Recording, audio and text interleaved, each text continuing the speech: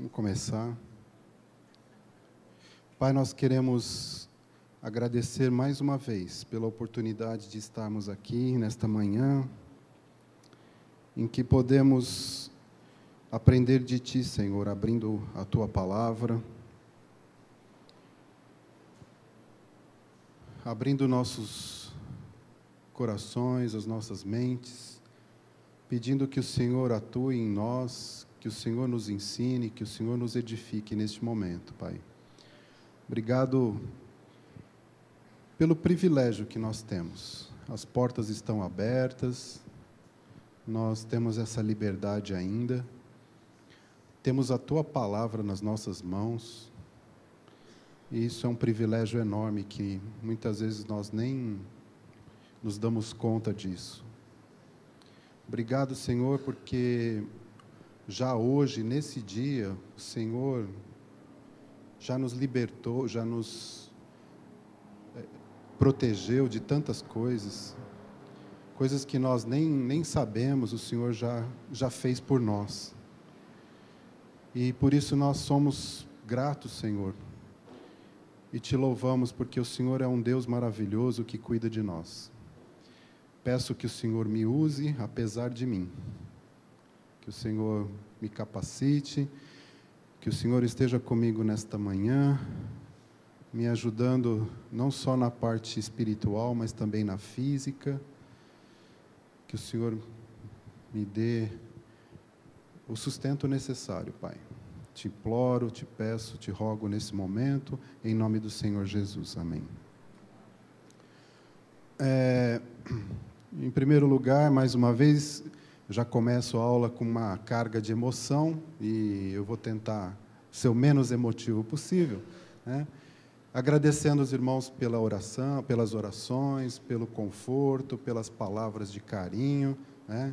Aqueles que não sabem, a minha mãe foi promovida quinta-feira da outra semana, por isso eu não pude estar aqui no fim de semana passado com vocês, e para mim foi, na verdade, um consolo, porque a mamãe estava já totalmente dependente na cama, ela iria fazer 89 anos agora, em mês que vem, né? E agora eu tenho certeza que ela está, né, como dizem aí os adolescentes, de boa, né, com o Senhor Jesus, e encontrou meu pai lá, os dois estão lá junto de novo, né, e logo, logo, se Deus quiser, eu estarei com eles lá também, né, não vejo a hora. O apóstolo Paulo diz que morrer em Cristo é incomparavelmente melhor, né?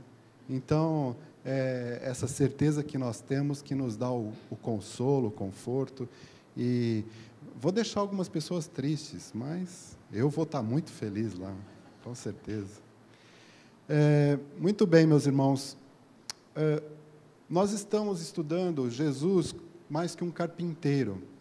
Hoje já é a terceira aula que nós vamos tratar desse assunto, e, desculpem a expressão, né, sobrou para mim, né, Marcelão e Andréia, né, essa aula, que eu não gosto quase nada, né, então o pessoal já falou, Marcos, é a tua cara, é você que tem que dar essa aula, porque eu gosto muito de falar sobre esse assunto, porque eu particularmente estudo e acompanho o que está acontecendo, e nós vamos ter duas aulas sobre ateísmo.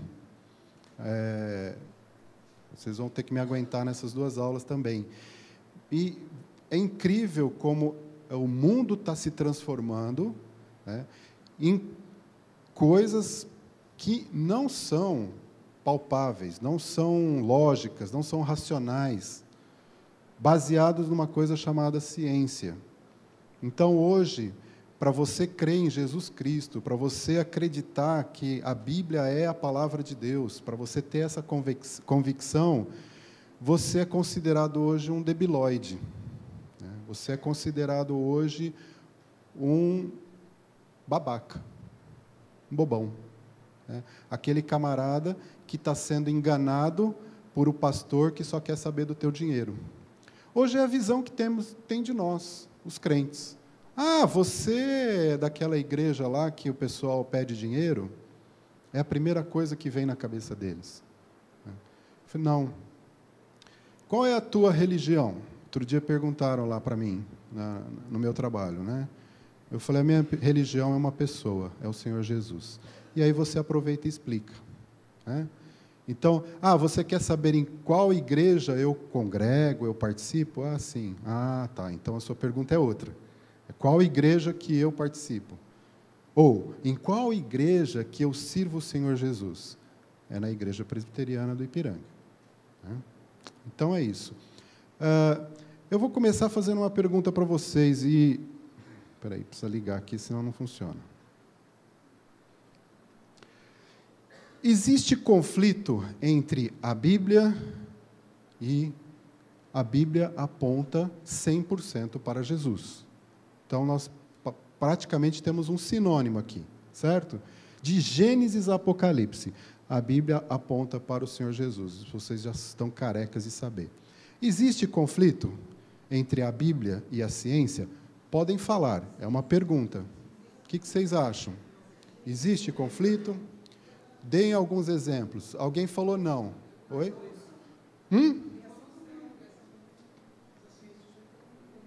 Vamos falar sobre isso.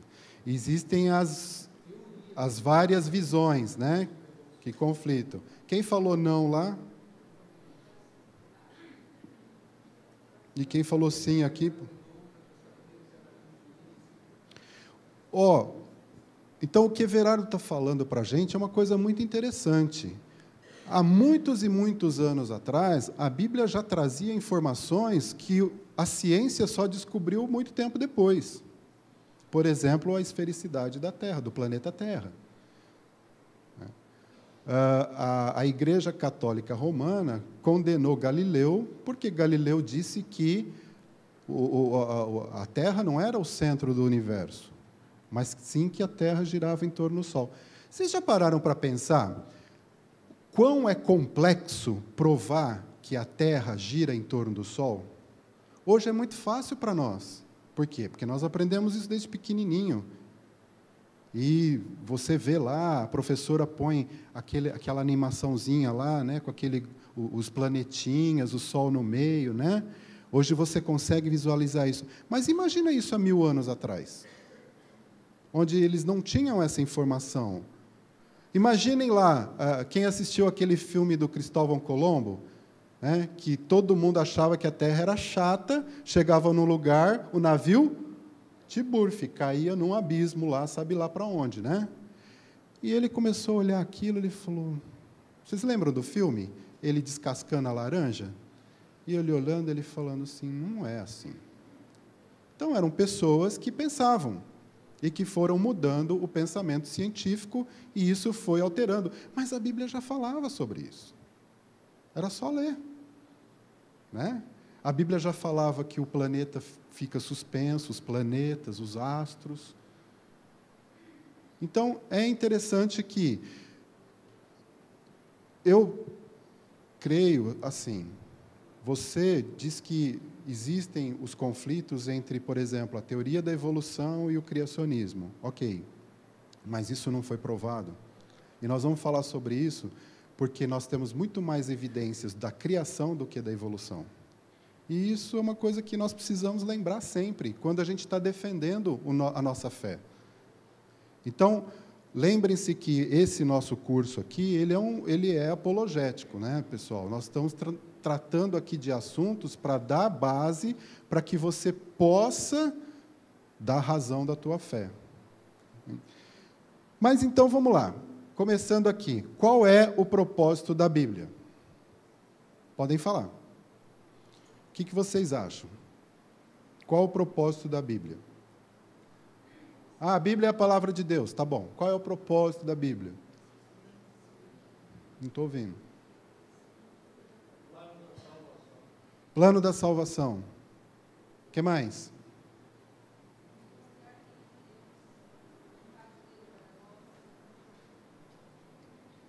Vocês concordam?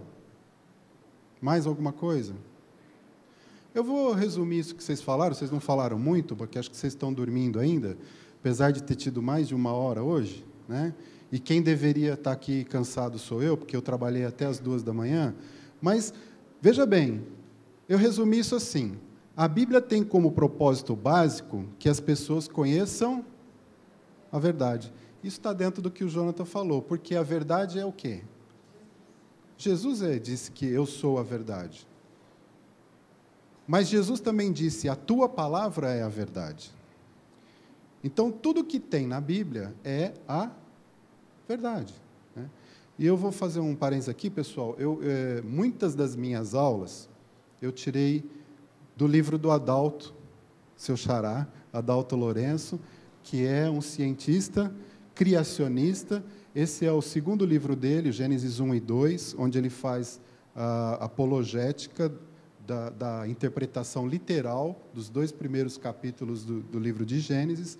Então, só que tem um detalhe que eu quero combinar com vocês aqui, né? Acho que podia até parar a gravação. Estou brincando.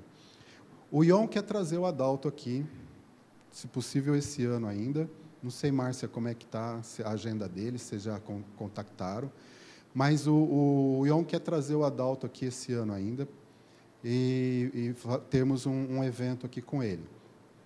Então, vocês vão fazer o seguinte, se ele falar alguma coisa que eu falei aqui hoje, vocês fazem aquela cara de interrogação, tá? Não vão falar assim, isso aí o Marcos já falou, né? Tá bom? Senão perde a graça, o rapaz vai ficar sem graça aqui. Então, vocês fazem aquela cara de...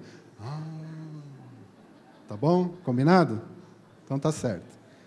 Então, veja bem, a Bíblia tem como propósito básico que as pessoas conheçam a verdade, né? Abram para mim Isaías 41.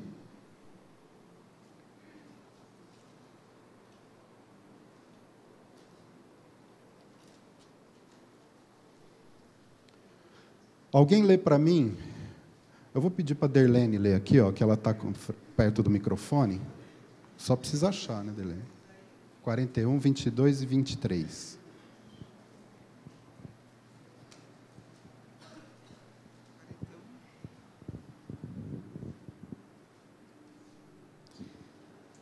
Trazei e anunciai-nos as coisas que hão de acontecer. Relatai-nos as profecias anteriores, para que atentemos para elas, e saibamos se se cumpriram, ou fazei-nos ouvir as coisas futuras.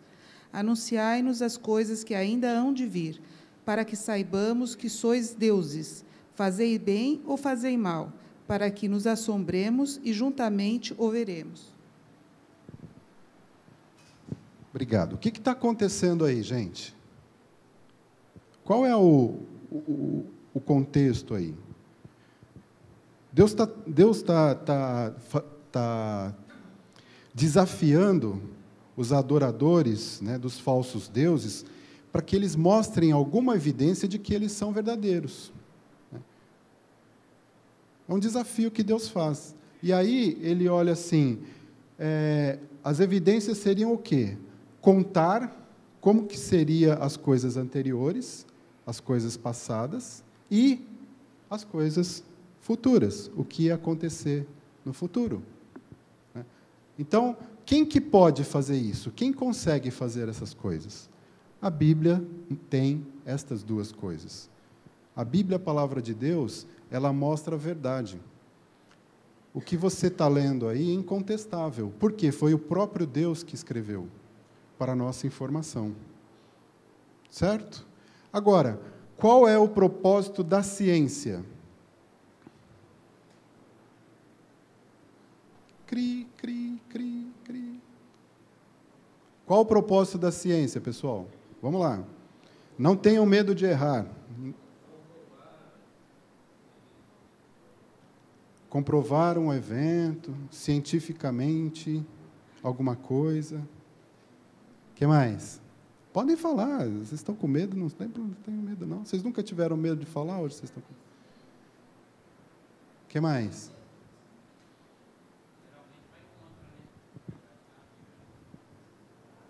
Não usaria essa palavra geralmente. Existe um grupo, nós vamos ver isso também hoje, de cientistas que querem negar a palavra de Deus, né? Negar o que está escrito na Bíblia, mas eles não conseguem. Eu vou mostrar isso aqui hoje, como que isso está mudando. Muito bem, melhor forma de gente saber é colocando o conceito, Vocês lembram que eu gosto de conceito, né? Então, vamos lá. Mari, lê esse conceito para mim. Esse tudo aí? Ciência é o conhecimento do significado da realidade, e esse conhecimento pode ser dividido em vários tipos e significados da realidade. Ciência é composta de discernimento por parte daquele que tem capacidade de conhecer, significado por parte dos objetivos que ele conhece e compreensão por meio do intelecto, que serve como meio de pensamento. Ela não é uma mera coleção de fatos não relacionados e verificados experimentalmente. Ela é conhecimento estruturado, e essa estruturação vindo do desenvolvimento natural da própria mente. Muito obrigado. Eu odeio slide assim, mas, infelizmente, a gente, né, de vez em quando, não tem como fugir. Certo? Então, o que a gente está vendo aqui, né? Olha só, uma palavrinha interessante aqui. Ciência é o conhecimento do significado da realidade. E aí ele vai colocando várias palavras, né, é o McCarthy aqui, discernimento, significado, compreensão, conhecimento estruturado, né? Tudo isso faz parte do conceito de ciência. Agora, o que é realidade? O que é teoria, realidade? O que é verdade? Teoria é uma hipótese. Vamos fazer o seguinte, vamos ver uma coisa prática aqui. Se eu te mostrar uma foto... desculpa. Né? No contexto científico, realidade é sinônimo de verdade. Okay? No contexto científico, tá bom? Agora, se eu te mostrar uma foto de um lago cristalino, bem bonito... Acho que eu perdi umas 2 horas para escolher qual foto, de tantas fotos bonitas que tinham, né, para pôr aqui. E eu disser assim, onde tem água, tem?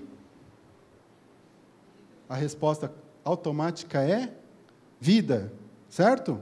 Vocês concordam com isso? A resposta é vida. Embora essa resposta é a que a maioria das pessoas dão, certo? Não é uma resposta que expressa a realidade. Por quê? Por que não? Onde tem água, tem vida. Mas isso não é verdade. Por quê? Onde tem água, tem água. Isso é uma verdade científica. Onde tem água, tem água. Agora, onde tem água, pode ter vida. Onde tem água, pode ter vida. Isso é uma proposição científica. Existe uma diferença enorme entre essas duas coisas, pessoal.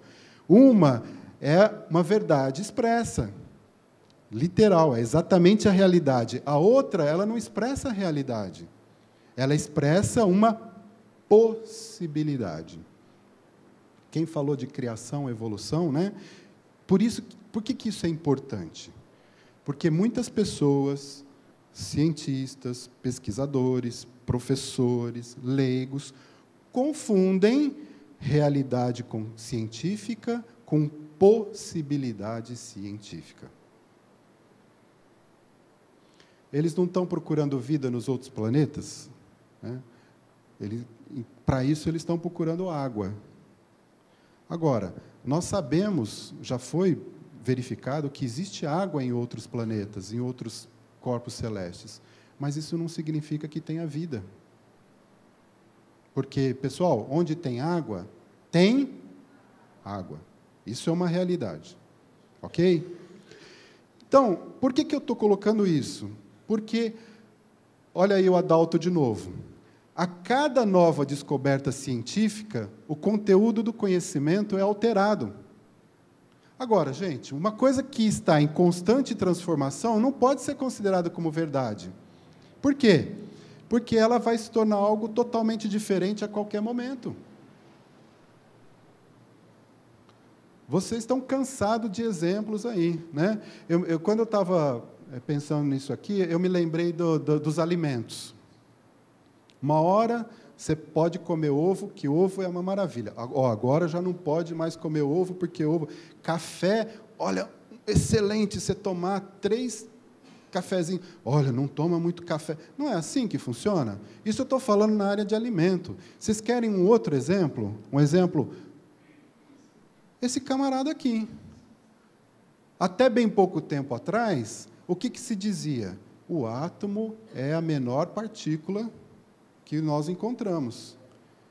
Aí foi estudando, e descobriu-se que o átomo é formado de elétrons, de prótons, de nêutrons, e que ele tem um núcleozinho lá. E que essas bolinhas ficam girando lá, né? Como se fossem os planetas em volta do Sol ali.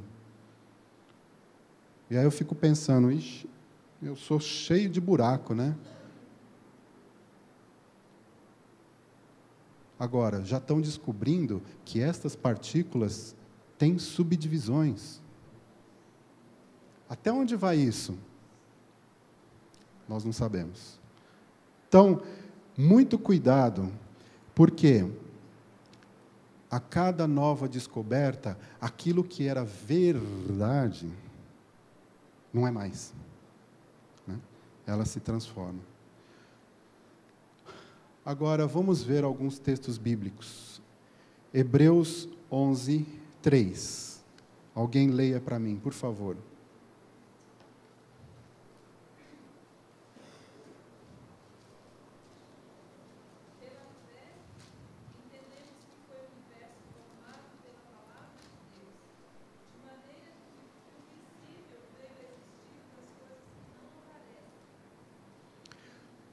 O próprio Deus está nos dizendo aqui que você só vai entender como o universo foi formado pela fé.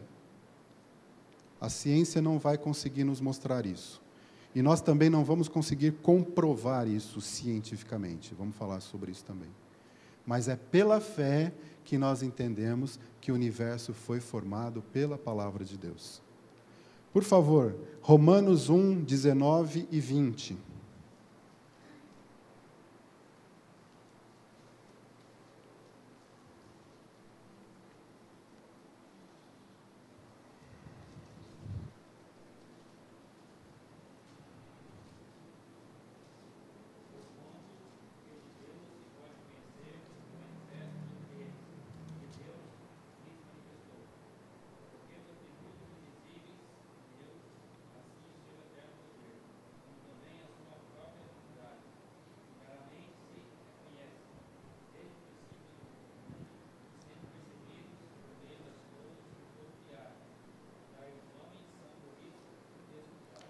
De novo, o Espírito Santo, através de Paulo, eu uso sempre esse texto aqui com vocês, está nos dizendo assim: você quer uma prova de que Deus existe? Olha para as coisas que foram criadas. E, portanto, o homem é indesculpável. Porque, por meio das coisas que foram criadas, você vê a mão de Deus ali. Não tem como escapar disso. Nós vamos falar sobre a teoria do surgimento do nada. Mas a palavra de Deus nos diz que nós, querendo uma prova da existência de Deus, olhemos para as coisas que foram criadas. E nós vamos ver algumas coisas que foram criadas, vocês vão gostar. Próximo texto, João 1, 1 a 3.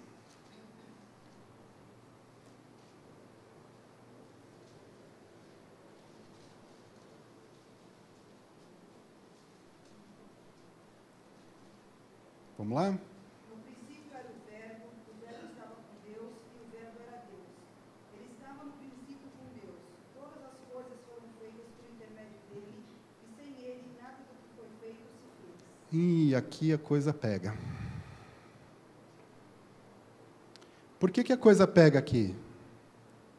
Nós já falamos sobre isso. O Ion falou na primeira aula. Vamos lá, pessoal. De quem está se falando aqui, Meire? Versículo 14, lê o 14. E o Verbo se fez carne e habitou entre nós, cheio de graça e de verdade. E vimos a sua glória, glória como unigênito do Pai. Opa! Está dizendo que no princípio era o Verbo, e o Verbo estava com Deus, o Verbo era Deus, que todas as coisas foram feitas por intermédio dele, sem ele nada do que foi feito se fez, e aí diz que esse Verbo se fez e habitou entre nós.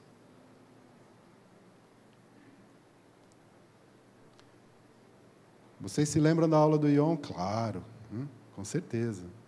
Jesus causa desconforto, o que mais?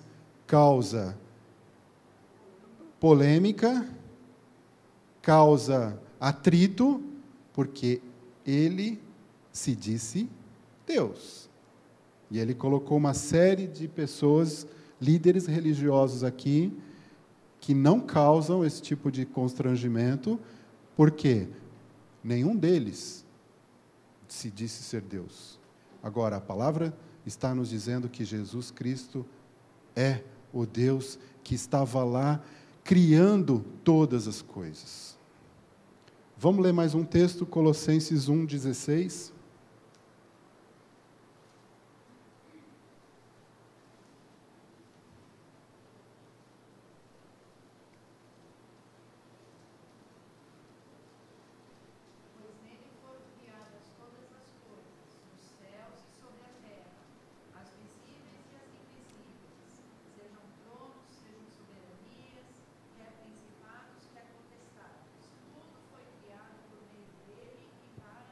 Tudo foi criado por meio dele e para ele. Aqui você tem que tomar uma decisão.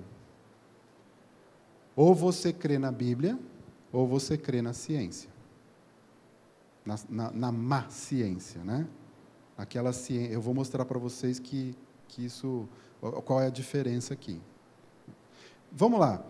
Eu já dei uma aula sobre isso aqui, mas a gente precisa voltar dentro do contexto daquela coisa de... Você pode provar cientificamente? Nós já vimos isso aqui, vocês se lembram? Muitas pessoas, hoje, Deixa eu só passar aqui. Já assinou? Todo mundo assinou? Todo mundo assinou? Muitas pessoas hoje têm a seguinte posição: eu não acredito porque isso não pode ser provado cientificamente. Não é isso? Essa é a posição de várias pessoas. Agora, isso é um problema. Por quê? Porque nem tudo você pode provar cientificamente.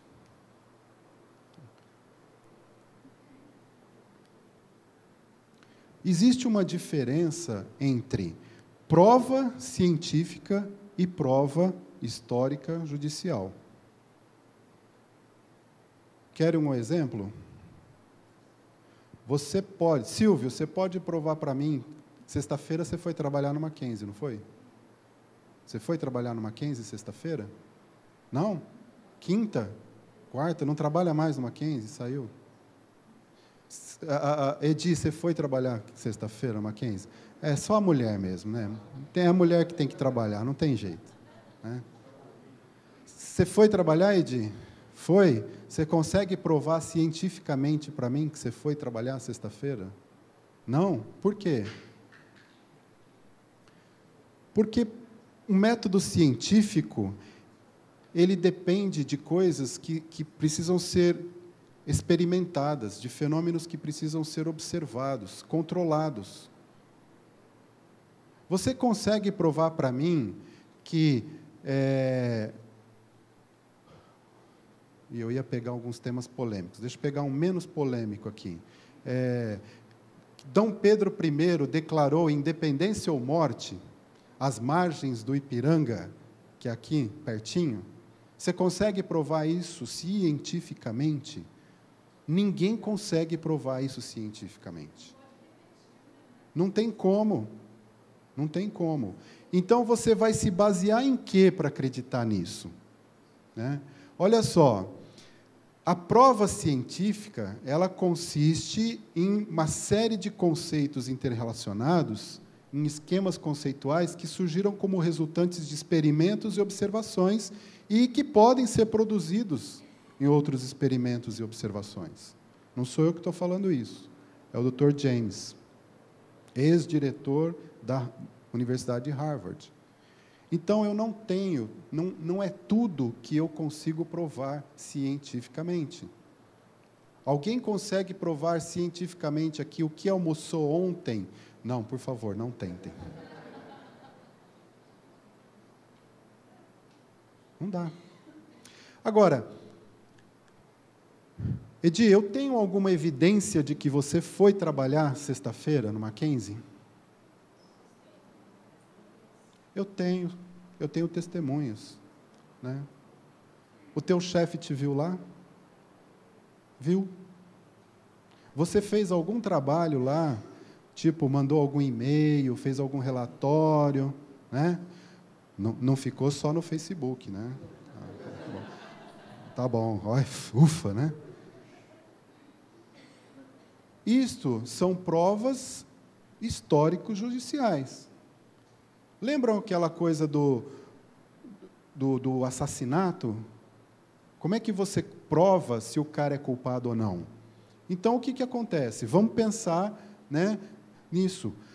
Uma prova histórico-judicial, ela baseia-se na demonstração de que um fato realmente ocorreu. Como? Né? Ela vai chegar a um veredito com base em provas concludentes. Não é uma coisa cientificamente, mas existe aqui uma documentação, alguma coisa que você vai apresentar para que aquilo seja, então, verificado como correto. E estas provas, elas estão baseadas em 3 tipos de testemunho: oral, escrito e evidências, como eu coloquei. Por exemplo, um revólver, uma bala, uma caderneta, etc. Tudo isso vale. Cadê os advogados daqui? Só a Derlene hoje? Tem a Estela também. Olha lá, você fala, cadê o advogado? Vale ou não vale, Estela? Eu apresentar uma prova testemunhal, certo, Derlene? Eu pego quantas testemunhas? Pelo menos 2 testemunhas atestam aquilo. Ou, pelo menos, o juiz vai achar que aquilo aconteceu. Certo? Ora, por que estas coisas valem para o nosso dia a dia, para os nossos eventos, para tudo aquilo que seja secular, vamos dizer assim, e para o Senhor Jesus não vale? Nós temos provas documentais de que Jesus esteve aqui, que ele nasceu em Belém, que ele cresceu, foi crucificado. Nós temos os 4 evangelhos falando especificamente da vida de Jesus enquanto esteve aqui.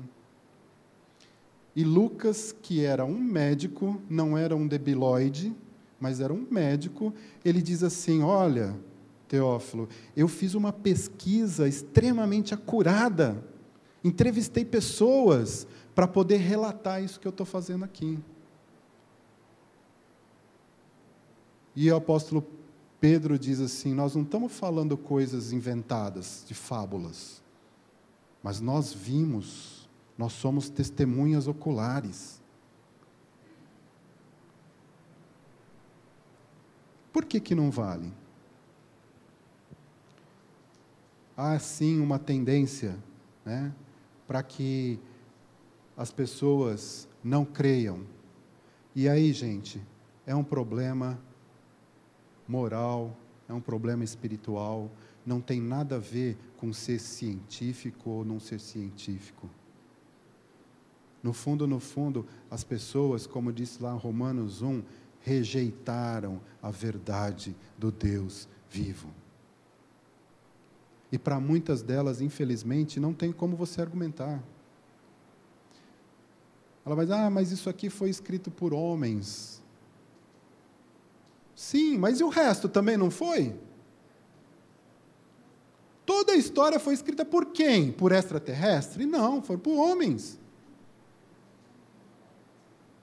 Eu acho que as pessoas acreditam na vida de Jesus como história.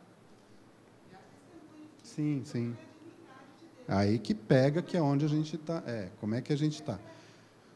Acontece que só Jesus é que fez as coisas que ele fez como Deus, aqui, homem, para provar a sua divindade. Nós vamos mostrar isso ao longo desse curso, né? Então, a grande prova de que Jesus é Deus ou melhor, são as profecias. E as coisas que ele fez aqui para atestar que ele é Deus. Uma delas, a mais forte, talvez, a ressurreição. Diga, Everardo.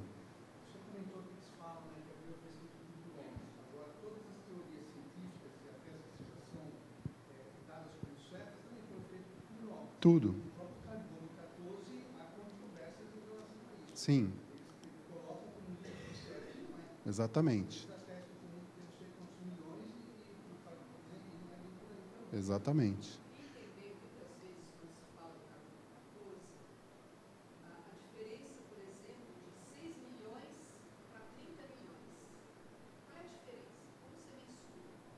Uhum.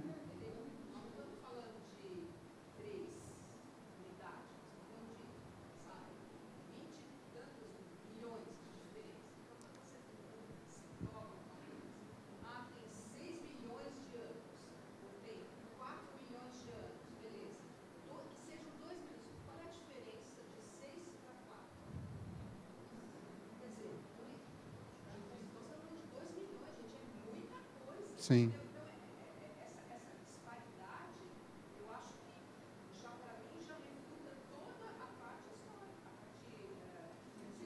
Sim. Só abrindo um parênteses, não é o tema da nossa aula de hoje, mas eu gostaria de desafiá-lo a estudar um pouquinho mais sobre os métodos de datação.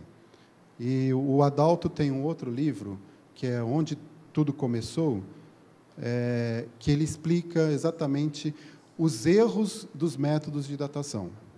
Então, só rapidamente, eu já falei sobre isso aqui, mas muitas pessoas não estavam. Os métodos de datação, eles foram elaborados já pressupondo uma evolução. Então, eles já começam com uma tendência preconceituosa. Para você medir alguma coisa, a idade de alguma coisa, eles usam, então, assim, você tem um elemento que se transforma num outro elemento a uma determinada taxa. Ora, eu não preciso ser cientista, e ninguém aqui precisa ser cientista, para saber que, para fazer esse tipo de coisa, nós precisamos saber quanto do elemento A tinha originalmente. Você estava lá, Meire, para saber? Você não estava. Então, o que eles fazem? Eles pressupõem. Isso é ciência? Não. Isso é chute. Certo? E essa taxa? Para que ela dê um resultado correto, ela tem que ser única, não pode ter variação. Você estava lá para garantir que não teve variação? Muito pelo contrário. A ciência está descobrindo que houve variação. Então, essas datas, pessoal, vocês esquecem. Isso aí não tem nada de ciência aí, tá? Um dia a gente pode falar um pouco, talvez o Adalto vindo aqui, ele explique melhor, mas se vocês quiserem, um dia eu posso falar mais sobre isso. Agora, a pergunta é, quais são as evidências, então? Já que a gente não pode comprovar as coisas cientificamente, nem o criacionismo, nem o evolucionismo, quais são as evidências que nós temos aqui para a gente poder dar a razão da nossa fé? Isso que é importante. Então, a Bíblia, a Palavra de Deus, nos diz que o universo foi criado por Deus. Por favor, abram para mim Gênesis 1, 14 a 19. Vamos ler.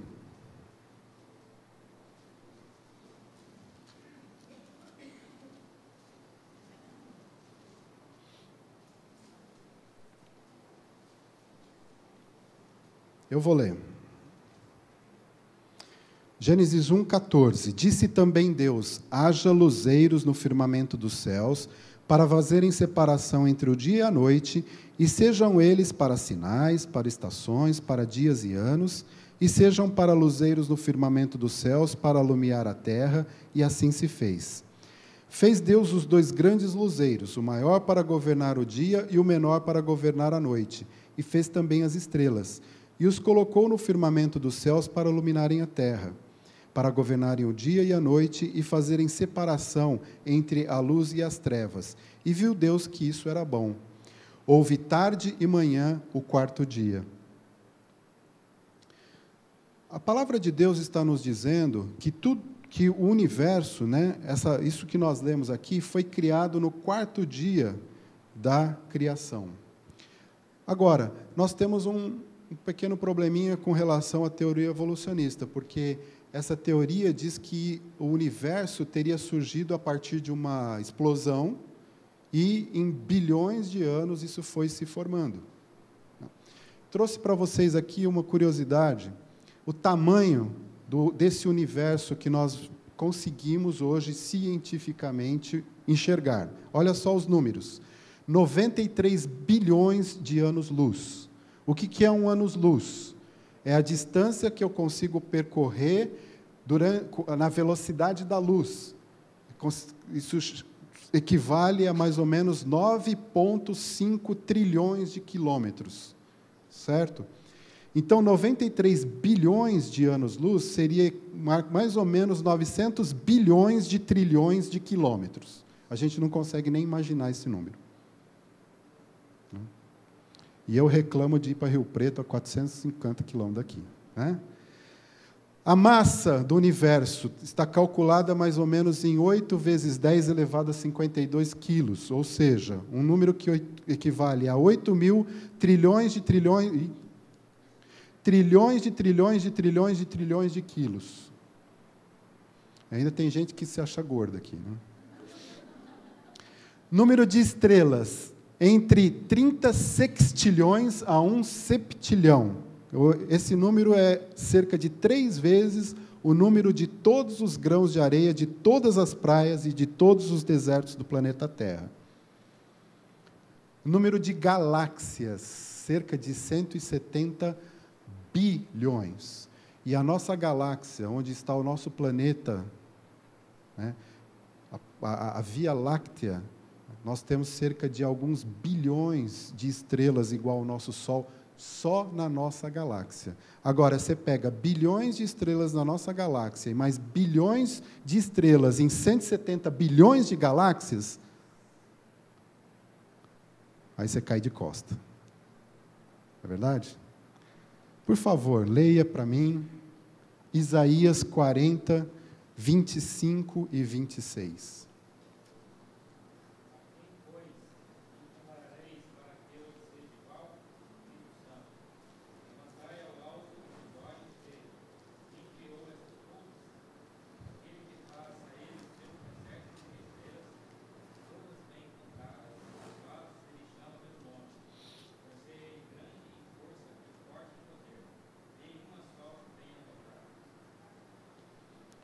Veja bem, eu acho esse texto fantástico, que Deus está nos mostrando aí um pouquinho de quem Ele é. Né? Você vai comparar esse Deus a quem? Que foi Ele que criou isso aqui. Algo que nós não conseguimos nem imaginar na nossa mente, pelo tamanho que é esse universo. E a Bíblia diz que Ele chama cada estrela pelo seu nome. Aí o salmista, Salmo 8, diante de tudo isso, ele se pergunta, quando contemplo os céus, quando eu olho para esse universo, obra dos teus dedos, e a lua e as estrelas que estabeleceste, o que é o homem que dele te lembres? E o filho do homem que o visites? Quem sou eu? Diante de tudo isso.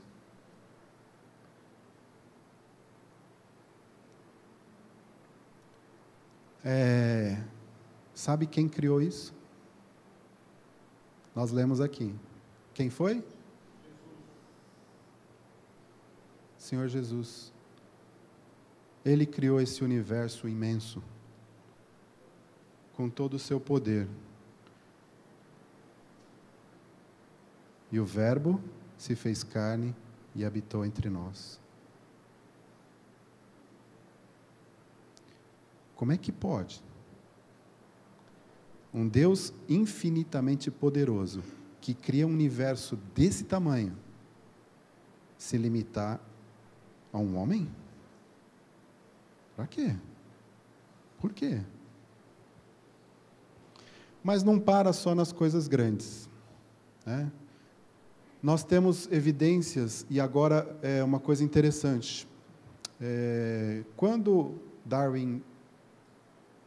A teoria de Darwin já vinha há muitos e muitos anos atrás, mas ele foi o camarada que botou isso para funcionar, vamos dizer assim, entre aspas. Quando ele colocou a sua teoria, ele não tinha o conhecimento científico que nós temos hoje. Por exemplo, nós falamos agora do mundo macroscópico, e eu vou mostrar para vocês agora o mundo microscópico. Vejam comigo isso.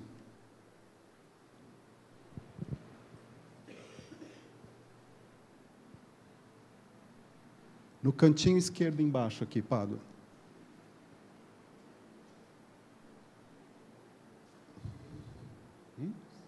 Não, no esquerdo embaixo aqui. Deixa eu ajudar.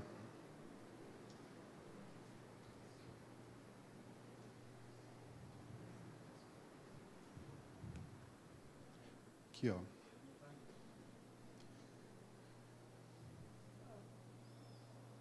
Não está indo?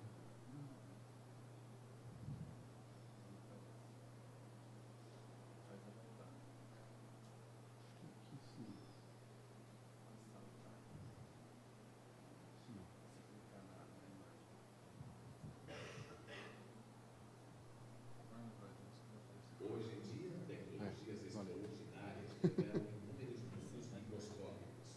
Mundos tão pequeninos que no dedal cheio de uma cultura de bactérias contém mais de 4 bilhões.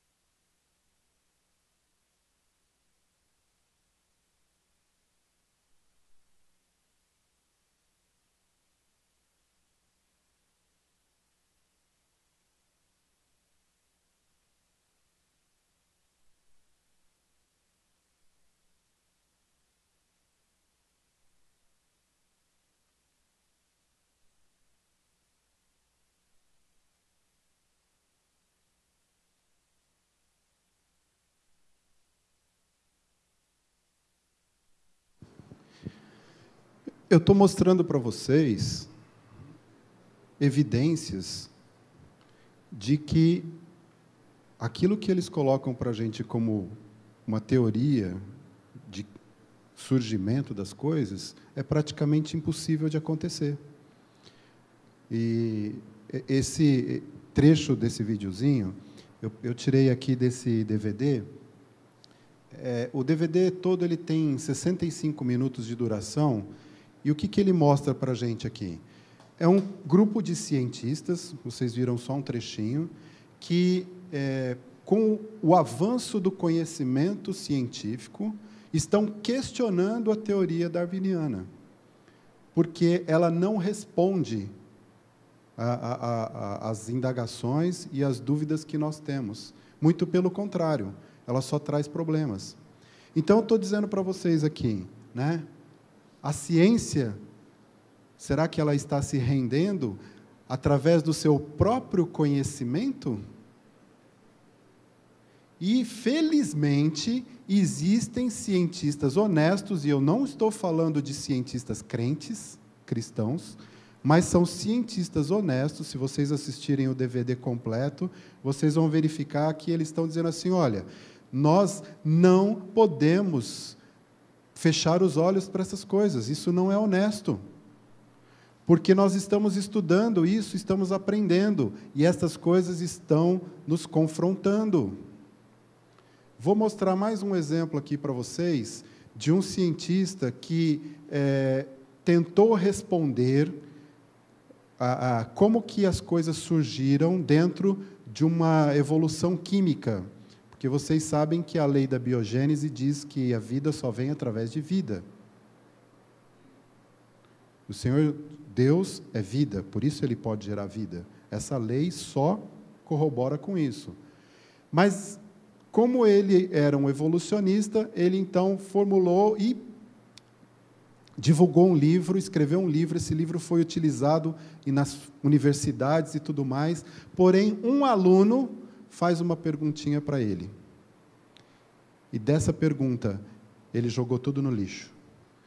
E a pergunta do aluno foi o seguinte: tudo bem, professor, mas como é que tudo começou? Como é que pode ter se formado a primeira evolução química se nós sabemos que essas coisas dependem de informação genética? E aí, gente, nós temos um problema para os cientistas que não creem em Deus. Porque no DNA, vocês vão ver aqui uma palhinha pequena, no DNA, ele é composto de informação. 4 letrinhas, não é isso? Isso é um problema para eles, por quê? Porque informação exige inteligência. O DNA é como se fosse um livro escrito. E é um livro escrito por Deus, os cientistas estão tentando agora reverter isso. Ok? Você não consegue escrever um livro se você não for inteligente. Se não tiver inteligência. Isso é científico, provado. Informação não vem do acaso. Dê uma olhadinha nisso.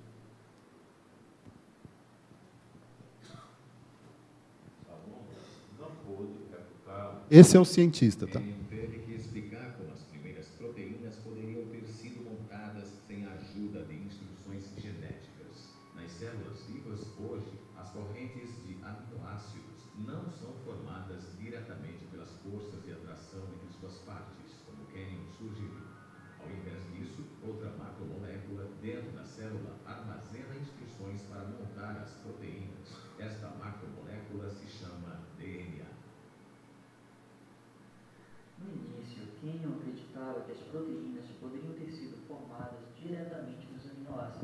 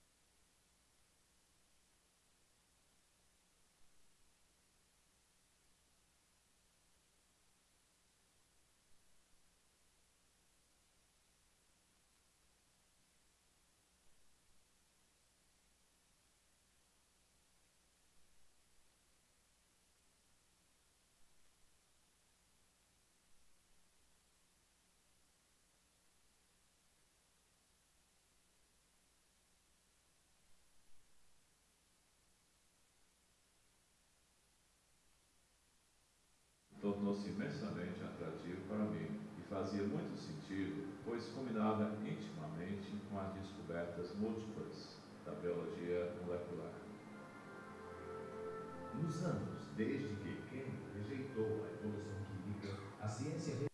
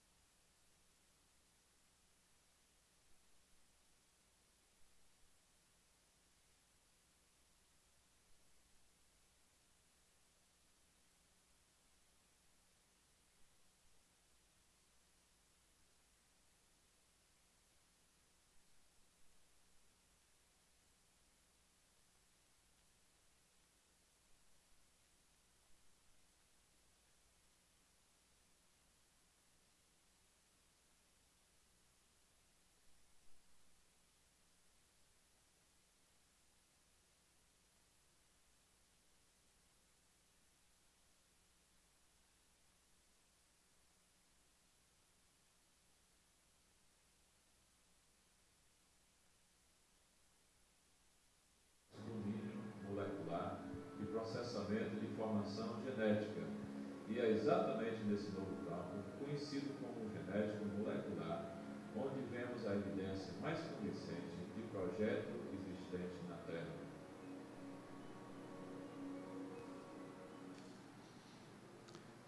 Eu também vira a minha cabeça.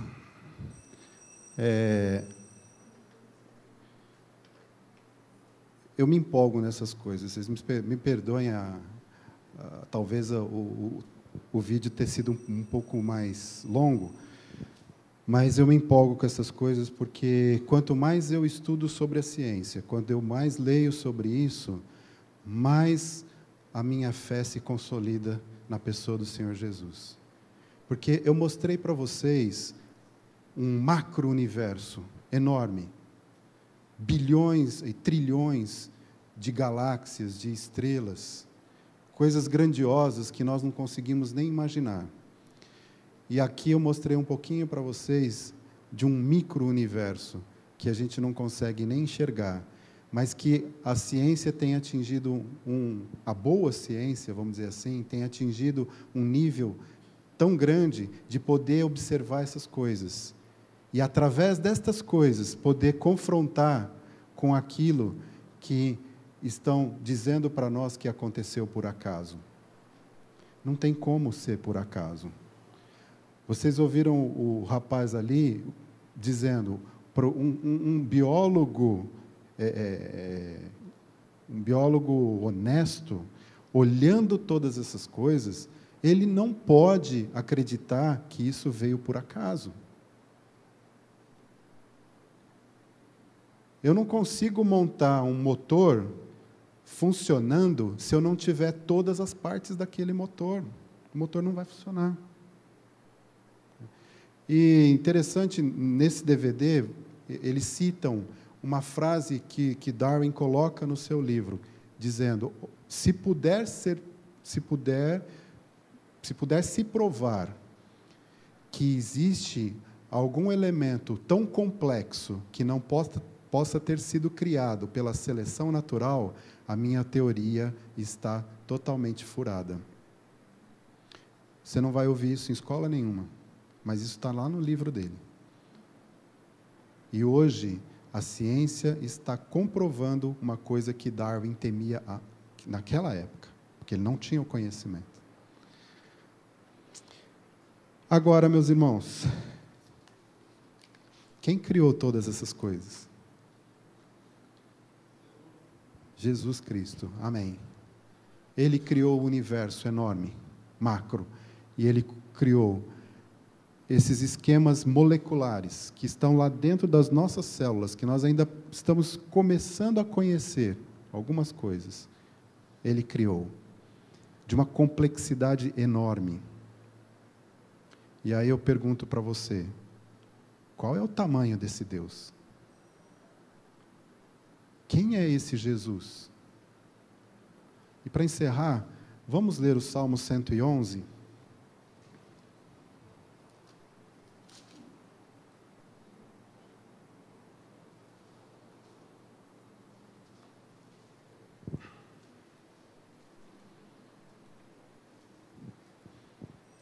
Salmo 111 diz assim, aleluia, aleluia, eu já estou terminando. De todo o coração renderei graças ao Senhor na companhia dos justos e na assembleia. Grandes são as obras do Senhor, consideradas por todos os que nelas se comprazem. É só quem tem prazer em enxergar essas coisas grandiosas do Senhor, que eles não querem enxergar, que eles não querem entender.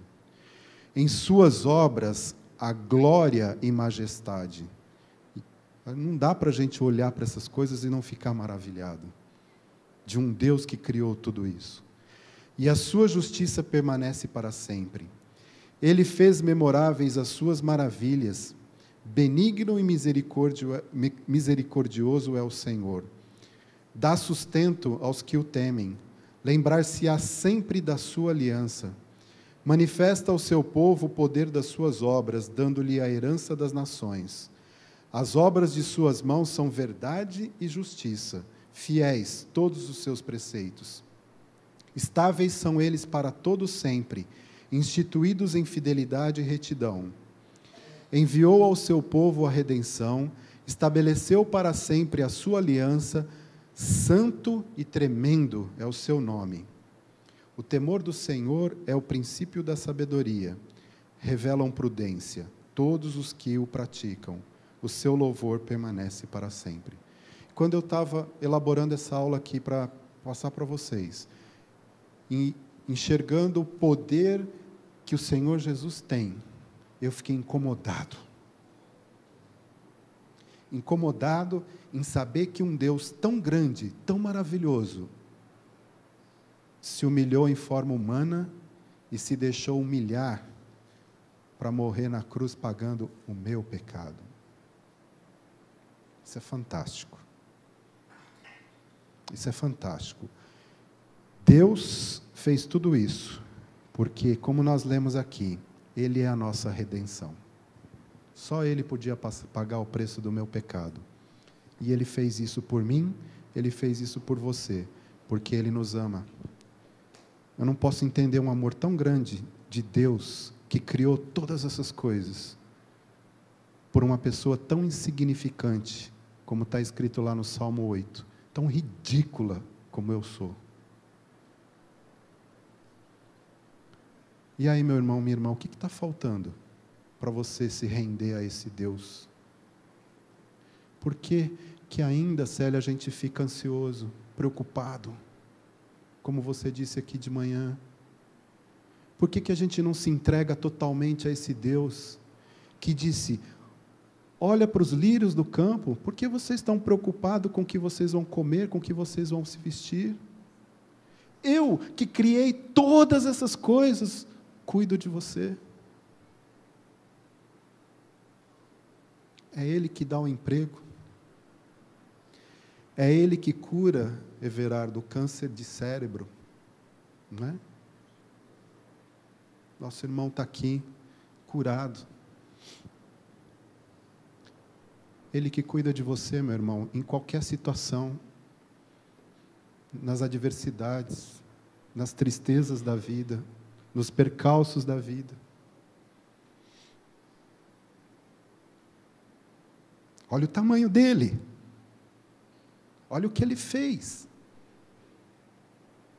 E além de ter feito tudo isso, Ele morreu na cruz por você. Para que um dia, assim como meu pai e minha mãe estão lá com Ele, nós estaremos também.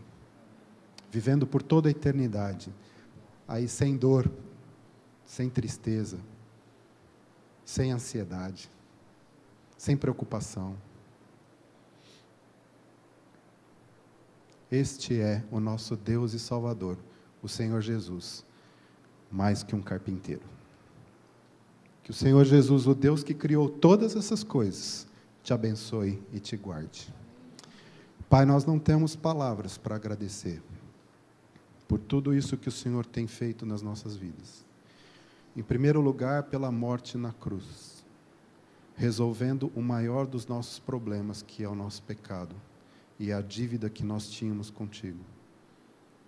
Obrigado, Senhor, porque apesar de toda a tua grandeza, o Senhor se fez carne e habitou entre nós e se humilhou para poder provar o seu amor por nós, sacrificando e pagando o preço dos nossos pecados.